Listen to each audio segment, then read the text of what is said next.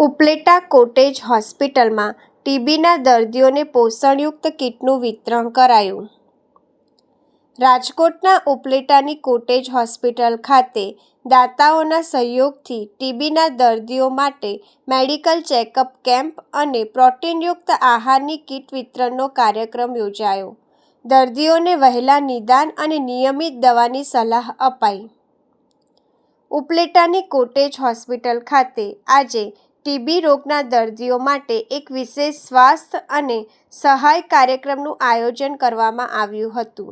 રાજકોટથી ડીટીઓ મહેતા સાહેબની વિશેષ ઉપસ્થિતિમાં આ કાર્યક્રમ યોજાયો હતો, જેમાં આશાપુરા ગ્રુપ અને વોર્ડ નંબર 3ના સદસ્ય ચંદ્રપાલસિંહ જાડેજા તથા અન્ય દાતાઓના સહયોગથી ટીબીના દર્દીઓને રોગપ્રતિકારક શક્તિ વધારવા માટે પ્રોટીનયુક્ત આહારનું વિતરણ કરવામાં આવ્યું હતું.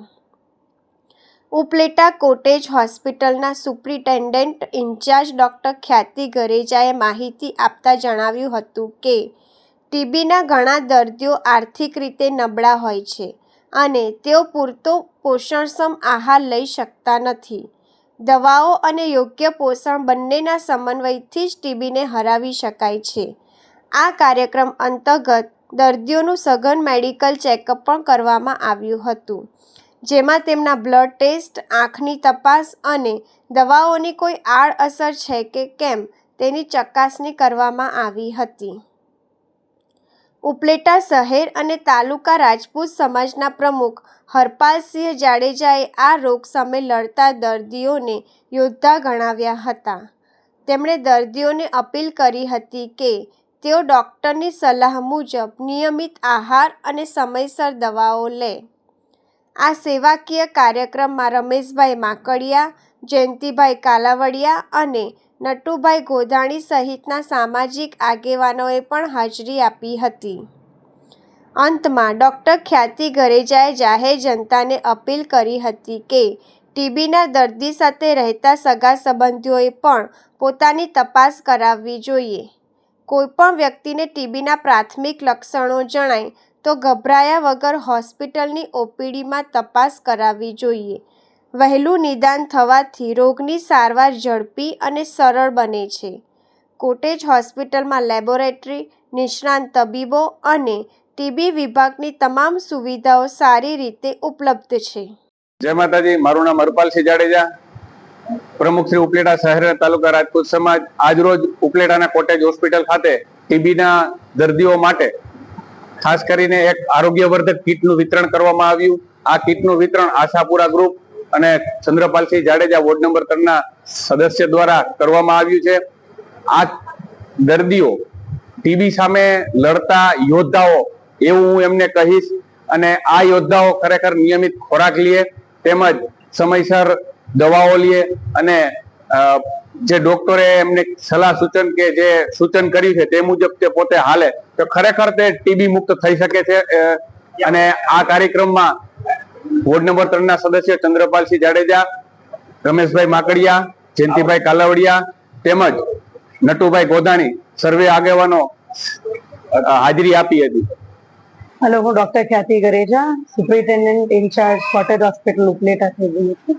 આજે આપણા હોસ્પિટલે ટીબીના પેશન્ટ જેને ટ્યુબરક્યુલોસિસ જેમ કે ટીબી કહેવાતું હોય સાદી ભાષામાં, એ પેશન્ટને આપણે બોલાવેલા છે, જેને સ્પેશિયલી આપણે રાજકોટથી ડીટીઓ સર આવ્યા છે, મહેતા સાહેબ. અને ખાસ તો કાર્યક્રમ એ હતો કે એ પેશન્ટ્સને આપણે ન્યુટ્રિશનલ કિટ એટલે કે પ્રોટીનયુક્ત જે આહાર હોય છે પેશન્ટને, જેને ટીબી સામે લડવાની શક્તિ મળે જે પોષણથી, એ કીટ આપવાનું વિતરણ કાર્યક્રમ હતું મેઇન આજે, જેમાં દાતાશ્રીઓ આપણે આજે હાજર છે. હરપાલસિંહ જાડેજા અને બધા દાતાશ્રીના હું ખૂબ આભાર માનું છું. આટલું સરસ કામ કરે છે. આ બીજી વખત થઈ છે આપણો હોસ્પિટલે આજે. અને એમાં એવું છે કે આજે જે પેશન્ટ આવ્યા છે એને સ્પેશિયલ તપાસવામાં આવશે કે એને કોઈ દવાઓથી સાઈડ ઇફેક્ટ થતી છે કે નહીં, પછી દવા પ્રોપર લે છે કે નહીં, એમની બ્લડ ટેસ્ટ બધા કરાવશું આપણે, આંખની ચેકઅપ થશે. એટલે આ બધી તપાસમાં આપણે ખ્યાલ આવે કે એમને કોઈ તકલીફ નથી થતી. પ્લસ ચેક કરવામાં આવશે કે દવા પ્રોપર લે છે કે નહીં, પછી પોષણયુક્ત આહાર લે છે કે નહીં, આ બધી ચેકઅપ આજે થશે. એટલે મેઇન તો આપણે ન્યુટ્રિશનલ કિટ જે આજે અપાણું છે એના માટે દાતાશ્રીઓનો ખૂબ આભાર માનીએ છીએ અને અમે એમનું સપોર્ટની રાહ જોઈએ છીએ કે દર વખતે આ યુઝ્યુઅલી અમારે પેશન્ટ એવા હોય કે પુઅર હોય, ગરીબ હોય, એ લોકો આ પોષણયુક્ત આહાર એ લોકોને પોસાતું ના હોય ઘણીવાર, એટલે આપણે આ એક સ્ટેપ છે કે પેશન્ટને આ બાબતમાં પાછળ ના રહે અને જેનાથી દવાઓ અને આ બધો પોષણયુક્ત આહાર આ બંને મળીને આપણે ટીબીને હરાવવાનું છે.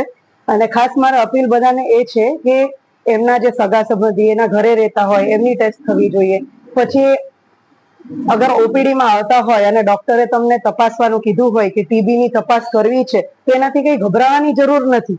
આપણે ટેસ્ટ કરાવીએ એમાં પોઝિટિવ આવે એટલે કે આપણે ટીબી નથી થઈ ગયો, પણ આપણે ટેસ્ટ કરાવીએ તો આપણે ખ્યાલ આવે કે શરૂઆતના સ્ટેજમાં કઈ આઈડિયા આવતો હોય આપણને કે આ તકલીફ છે આપણને, તો આને આપણે ચોક્કસપણે સારા ખોરાકથી એ અમે જે સમજાવશું એ પ્રમાણે આપણે એને હરાવી શકીએ.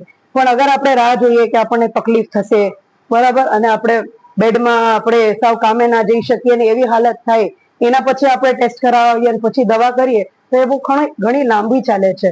એટલે એના કરતા આપણે જ્યારે કોઈ પણ લક્ષણ શરૂઆતના દેખાતા હોય ત્યારે આપણે તપાસ કરાવીએ અને તપાસમાં કદાચ જરાક આવે તો આપણે એને વહેલું ટ્રીટમેન્ટ આપીને વહેલું હરાવી શકીએ. એટલે આ અપીલ છે કે એ ટેસ્ટિંગ માટે તમે પાછળ ના હટો. અગર અમે તમને એડવાઇસ કરતા હોય હોસ્પિટલથી કે આ કરાવો તો તમે ચોક્કસપણે કરાવવું જોઈએ. અને આપણે હોસ્પિટલમાં બધી સર્વિસીસ અવેલેબલ છે.